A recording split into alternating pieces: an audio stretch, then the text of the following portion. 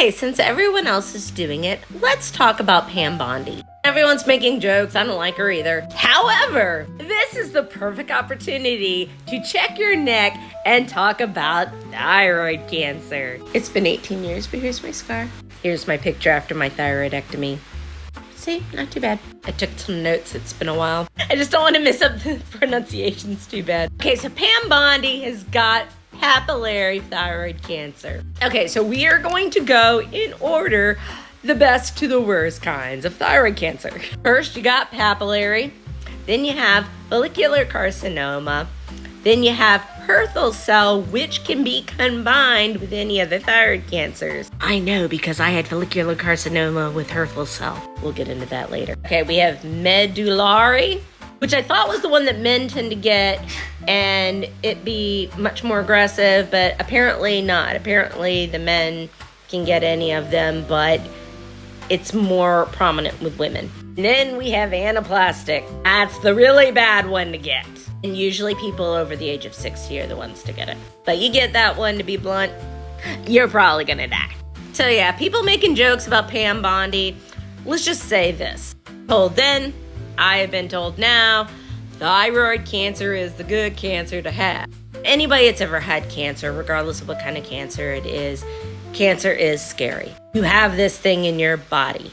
Mine was 2.5 centimeters, which doesn't sound like a lot, but they said was pretty big. I'll have to tell my own thyroid cancer story at a later date. I don't know how big her nodule is, but she's gonna be fine. In fact, what tends to happen after you have your thyroid removed is you tend to blow up. I gained 80 pounds. And then you get to hear, oh, you shouldn't eat so much. You should exercise, blah, blah, blah. Yeah, that really sucks. Not to mention your calcium levels will go down. If your blood calcium levels are too low, you'll end up in the hospital with a calcium drip. I had that happen once. That was fun. So you have to worry about bone density loss. It took me 5 years to get my thyroid levels right. And when your thyroid levels are off, you get brain fog, you get intense fatigue. Of course, you get the weight gain, you get water retention, you can have hair loss, you can have dry skin. Some people have intolerance to the cold. Me, I would overheat very easily. I still do. Realize how much your thyroid actually affects your body until you don't have one anymore. Oh, and if you get any of your parathyroids removed, I got one of them, there's no treatment for that. What'll happen is sometimes if you have one or more removed, the other ones get lazy. Then you end up having adrenal fatigue, which isn't always permanent, but it really sucks. Okay, let's moving on to the other cancers. Before I get to molecular, let's talk about statistics for follicular carcinoma and Hürthle cell. So follicular carcinoma has a 90% cure rate with women for 5 years, and for men it's 80%. Now if you have Hürthle cell, it gets a little more complicated. I'm gonna pause to read. Okay, there you go. So if you have both, it's very rare, and sometimes the doctors go, we don't know how this treatment is going to affect you. You might be screwed. It might not affect you at all. Radioiodine might not take.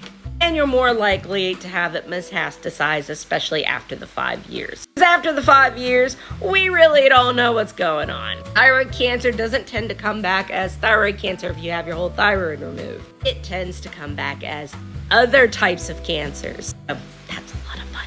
Let's move on to medullary. Anyway, so it is an 80 to 90% cure rate, but it is much more aggressive and even more rare than the cancer that I had. We got anaplastic. And anaplastic is the one that the older people tend to get over the age of 60. Sorry for my friends that are over the age of 60. I'm not calling you old. The textbook called you old. It is even more rare and even more aggressive than the other three that I mentioned. And one source said 50%, the other source said 80% chance that you will die. If anyone with anaplastic thyroid cancer sees this, my condolences. I mean, be so blunt, I know cancer sucks. Let's talk a little more about Hürthle cell traits in thyroid cancer. Hürthle cells can often be found in benign tumors. Other types of thyroid conditions like Hashimoto's, sometimes you'll have the Hürthle cells present, but they don't become cancer.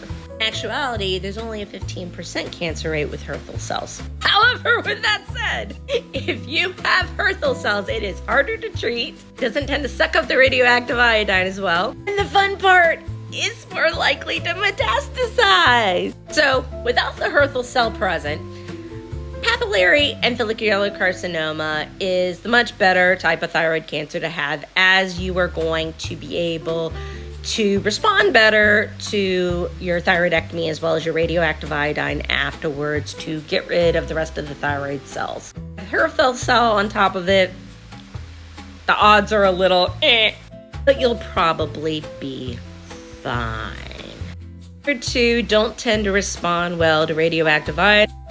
None of the thyroid cancers tend to respond to chemotherapy. Has that changed over the years? I don't know. I don't believe so. Unless it metastasizes. Anyway, that's all I got. Here's a pretty picture of the Hürthle cells. Mine looked very similar to this, except for the fact that it was in black and white, but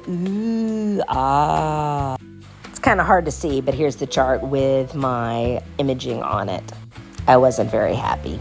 So anyway, happy 18 years to me being cancer-free. To my knowledge, healing to Pam Bondi, even though I don't like you. I hope you get fat, tired, and start losing your hair because it's a lot of fun. But here's my fun picture. Bye!